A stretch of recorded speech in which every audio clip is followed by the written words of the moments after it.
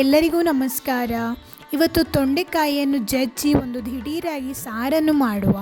ಇದಕ್ಕೆ ನಾನು ಹೆಸರು ಬೇಳೆಯನ್ನು 1/4 ಗಂಟೆ ನೆನೆಯಲು ಹಾಕಿದ್ದೆ. ತೊಂಡೆಕಾಯಿಯನ್ನು ಚೆನ್ನಾಗಿ ತೊಳೆದು ಈ ರೀತಿಯಾಗಿ ಜಜ್ಜಿಕೊಳ್ಳಬೇಕು. ನಂತರ ಒಂದು ಪಾತ್ರೆಗೆ ನೆನೆಸಿರುವ ಹೆಸರುಬೇಳೆ ಹಾಗೂ ಜಜ್ಜಿರುವ ತೊಂಡೆಕಾಯಿಯನ್ನು ಹಾಕಿ ಬೇಯಲು ಬೇಕಾದಷ್ಟು ನೀರನ್ನು ಹಾಕಿ ಇದನ್ನು ಚೆನ್ನಾಗಿ ಬೇಯಲು ಬಿಡೋಣ.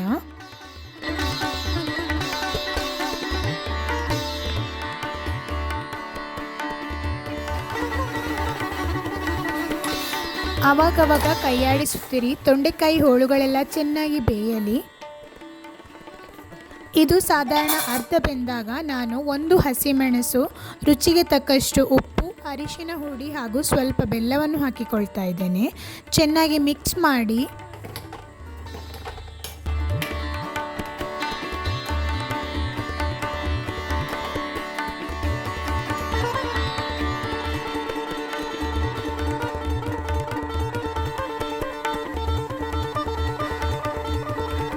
ಒಂದು 2 ಟೇಬಲ್ ಸ್ಪೂನ್ ಆಗುವಷ್ಟು ಹುಣಸೆ ಹಣ್ಣಿನ ರಸವನ್ನು ಕೂಡ ಹಾಕ್ತಾ ಇದ್ದೇನೆ.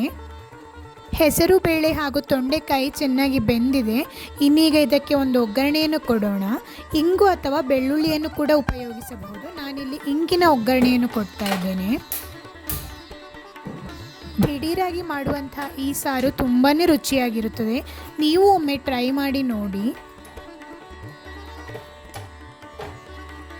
ರುಚಿ ನೋಡಿಕೊಳ್ಳಿ, ಉಪ್ಪು ಅಥವಾ ಖಾರ ಬೇಕಿದ್ದಲ್ಲಿ ಸೇರಿಸಿಕೊಳ್ಳಬಹುದು.